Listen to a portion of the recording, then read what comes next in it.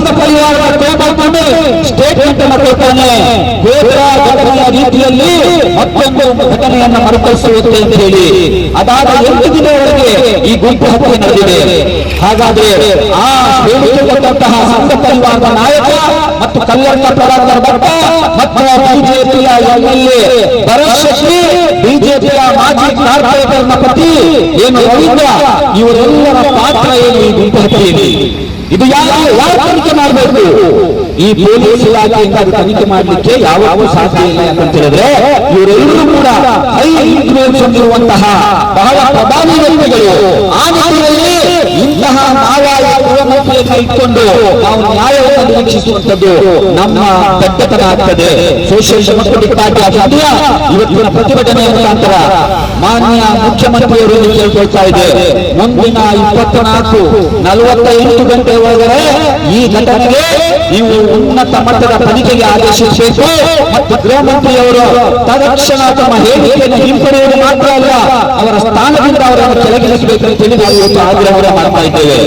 ಇಲ್ಲಿಗೆ ಇವತ್ತು national investigation agency ಇದೇ ದಕ್ಷಿಣ ಕನ್ನಡ ಜಿಲ್ಲೆಯಲ್ಲಿ ಪ್ರವೀಣ್ ಕಿಟ್ಟಾರು ಎಂಬಂತಹ ಯುವಕನ ಕೊಲೆ ನಡೆದಾಗ ಇವತ್ತು 120, 200, 300, 400 ಜನರ ಇಂಟ್ರಾಗೇಷನ್ ನೀವು ಮಾಡ್ತೀರಾ. ಇದೇ ದಕ್ಷಿಣ ಕನ್ನಡ ಜಿಲ್ಲೆಯ 8 ದಿನಗಳ ಹಿಂದೆ ಒಬ್ಬ ರಿಕ್ಷಾ ಚಾಲಕರ ಕೊಲೆ ಮಾಡಿ ಮಂಜೇಶ್ವರದ ಬಾವಿಯಲ್ಲಿ ಅವಲಂಬಲಾಗ್ತದೆ. ಆ ಘಟನೆಯಲ್ಲಿ ಕೇವಲ ಒಬ್ಬನ ಮೇಲೆ ನೀವು ಎಫ್ಐಆರ್ ಅನ್ನು ಮಾಡಿ ಕೈ ಕೈಕೊಳ್ತೀರಾ. ಇದು ಏನನ್ನ ತೋರಿಸ್ತಾ ಇದೆ? ನ್ಯಾಯದಾನದಲ್ಲಿ ನೀವು ಡಿಸ್ಕ್ರಿಮಿನೇಷನ್ ಮಾಡ್ತಾ ಇದ್ದೀರಾ, ತಾರತಮ್ಯವನ್ನು ಮಾಡ್ತಾ ಇದ್ದೀರಾ. ಇದನ್ನು ನಾವು ಸಹಿಸಲಿಕ್ಕೆ ಸಾಧ್ಯವಿಲ್ಲ. ಈ ಘಟನೆಯನ್ನ ನ್ಯಾಯಾಂಗ ತನಿಖೆಗೊಳಿಸಬೇಕು ಮತ್ತು ದಕ್ಷಿಣ ಕನ್ನಡ ಜಿಲ್ಲೆಯಲ್ಲಿ ಇಂತಹ ಘಟನೆಗಳು ಮರುಕಳಿಸಿದ ಹಾಗೆ ಒಂದು ವಿಶೇಷ ವ್ಯವಸ್ಥೆಯನ್ನು ಮಾಡಬೇಕು ಮತ್ತು ಈ ಘಟನೆಯಲ್ಲಿ ಇನ್ವಾಲ್ವ್ ಆಗುವಂತಹ ಅವರ ಮೇಲಿರುವಂತಹ ಎಸಿಪಿ ಅದರ ಮೇಲೆ ರಾಜಕೀಯ ಇನ್ಫ್ಲೂಯೆನ್ಸ್ ಯೂಸ್ ಮಾಡಿಕೊಂಡು ಈ ಘಟನೆಯನ್ನ ತಿರುಚಲಿಕ್ಕೆ ಪ್ರಯತ್ನ ಪಡ್ತಾ ಇರುವಂತಹ ಬಿಜೆಪಿಯ ಸ್ಥಳೀಯ ಶಾಸಕರಾದಂತಹ ಭರತ್ ಶೆಟ್ಟಿಯ ಮೇಲೆ ಪ್ರಕರಣ ದಾಖಲಾಗಬೇಕು. ಆಗ ಈ ಘಟನೆಯ ಸತ್ಯಾಂಶ ಹೊರಗೆ ಬರುತ್ತದೆ. ಈಗಾಗಲೇ 25 ಜನರ ಬಡವಣವನ್ನು ಮಾಡಿದ್ದೀರಾ, ಅವರ ರೈಟ್ ಇಂಟ್ರಾಗೇಷನ್ ಆಗಬೇಕು. ಅವರ ಮೊಬೈಲ್ ಅನ್ನ ನೀವೇನು ಸೀಸ್ ಮಾಡಿದ್ದೀರಾ ಅದು ಲ್ಯಾಬ್ಗೆ ಕಳಿಸಬೇಕು. ಅದರಲ್ಲಿ ಎಷ್ಟು ದಿನಗಳ ಹಿಂದೆ ಈ ಒಂದು ಗುಂಪು ಹತ್ಯೆಗೆ ಕಾನೂನನ್ನ ಮಾಡಿದ್ರು, ಎಷ್ಟು ಜನರು ಇದರಲ್ಲಿ ಇನ್ವಾಲ್ವ್ ಆಗಿದ್ದಾರೆ, ಯಾವೆಲ್ಲ ಸಂಘಟನೆಗಳು ಇದರಲ್ಲಿ ಇನ್ವಾಲ್ವ್ ಆಗಿದ್ದಾರೆ, ಯಾವ ರಾಜಕೀಯ ಪಕ್ಷ ಈ ಘಟನೆಯ ಹಿಂದಿದೆ ಎಂಬುದನ್ನು ಬಹಿರಂಗಗೊಳಿಸಬೇಕು. ನಮ್ಮ ರಾಜ್ಯದ ಒಳಗೆ ದಕ್ಷಿಣ ಕನ್ನಡ ಜಿಲ್ಲೆಯಲ್ಲಿ ಮತೀಯ ಭಯೋತ್ಪಾದನೆಯನ್ನು ತೆರೆದಿರುವಂತಹ ಭಯೋತ್ಪಾದಕರು 50 ಜನರ ಭಯೋತ್ಪಾದಕರ ತಂಡ ಅಶ್ರಫ್ ಮತ್ತು ಒಬ್ಬ ಮುಸ್ಲಿಂ ಯುವಕರನ್ನ ಗುಂಪು ಹತ್ಯೆ ಮಾಡುವಂತ ಕಳಿಸ್ತಾರೆ. 1 ರೂಪಾಯಿ ಪರಿಹಾರವನ್ನು ನೀವು ಘೋಷಿಸುತ್ತಿಲ್ಲ. ಖಜಾನೆಯಲ್ಲಿ ದುಡ್ಡಿಲ್ಲ. ನಿಮ್ಮ ಖಜಾನೆಯಲ್ಲಿ ದುಡ್ಡಿಲ್ಲ ಅಂತ ಹೇಳಿದ್ರೆ ಈ ರಾಜ್ಯದ ಅಲ್ಪಸಂಖ್ಯಾತರಿಗೆ ಭಿಕ್ಷೆ ನೀಡಲಿಕ್ಕೆ ನಾವು ತಯಾರಿದ್ದೇವೆ. ನೀವು ಆ ಸಮುದಾಯಕ್ಕೆ, ಆ ಕುಟುಂಬಕ್ಕೆ ಕನಿಷ್ಠ 50 ಲಕ್ಷ ರೂಪಾಯಿ ಪರಿಹಾರವನ್ನು ಘೋಷಿಸಬೇಕು. ಇದು ನಿಮ್ಮ ಜವಾಬ್ದಾರಿ, ಇದು ನಿಮ್ಮ ರಾಜಧರ್ಮ. ಕನ್ನಡ ಜಿಲ್ಲೆಯಲ್ಲಿ ಕಳೆದ 1.5-2 ವರ್ಷದ ಅವಧಿಯಲ್ಲಿ 110 ದೇಶ ಪ್ರಕರಣಗಳು ದಾಖಲಾಗಿದೆ. ಈ ಗುಂಪು ಹತ್ಯೆ ನಡೆಯುತ್ತ 8 ದಿನಗಳ ಮುಂಚೆ ಕಲ್ಲಡ್ಕ ಪ್ರಭಾಕರ್ ಭಟ್ ಭಾಷಣವನ್ನು ಮಾಡ್ತಾನೆ. ಈಗಾಗಲೇ ಹೈಕೋರ್ಟಿನ ಶ್ರೀಮಾರಿ ಆಗಿಕೊಂಡಿರುವ ಕಲ್ಲಡ್ಕ ಪ್ರಭಾಕರ್ ಭಟ್ ಓಪನ್ ಕರೆಯನ್ನು ಕೊಡ್ತಾನೆ.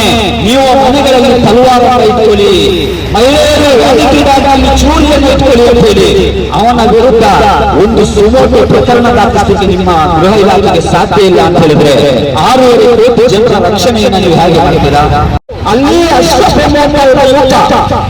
ಈ ವೇಸ್ಟ್ ಬಾಟಲಿಗಳನ್ನ ಆಯ್ದು ಅದನ್ನ ಗುಜರಿ ಅಂಗಡಿಗೆ ಮಾರ್ಕೊಂಡು ತನ್ನ ಜೀವನವನ್ನು ನಿರ್ವಹಣೆ ಮಾಡ್ತಾ ಇದ್ದಂತಹ ಒಬ್ಬ ದೊಡ್ಡ ಯುವಕ, ಅವನ ಮನಸ್ಸಿನ ಕನಸಿನಲ್ಲೂ ಕೂಡ ಪಾಕಿಸ್ತಾನದ ಚಿಂತನೆ ಬಂದಿರಲಿಕ್ಕಿಲ್ಲ.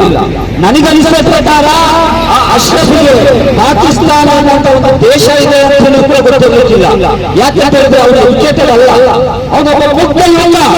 ತಾನು ಬೆಳಿಗ್ಗೆಯನ್ನು ಚಿಂದಿ ಬಂದಿ ಬಾಟಲ್ಗಳನ್ನು ಆಯ್ಕೊಂಡು ಅದನ್ನ ಮಾರಾಟ ಮಾಡಿ ಅದರಿಂದ ಸಿಗುವಂತ ದುಡ್ಡನ್ನ ತನ್ನ ತಾಯಿಗೆ ಕಳಿಸಿಕೊಡುವಂತ ಯುವಕನ ಮನಸ್ಸಿನಲ್ಲಿ ಪಾಕಿಸ್ತಾನದ ಪರ ಚಿಂತನೆ ಹೇಗೆ ಬರಲಿಕ್ಕೆ ಸಾಧ್ಯ?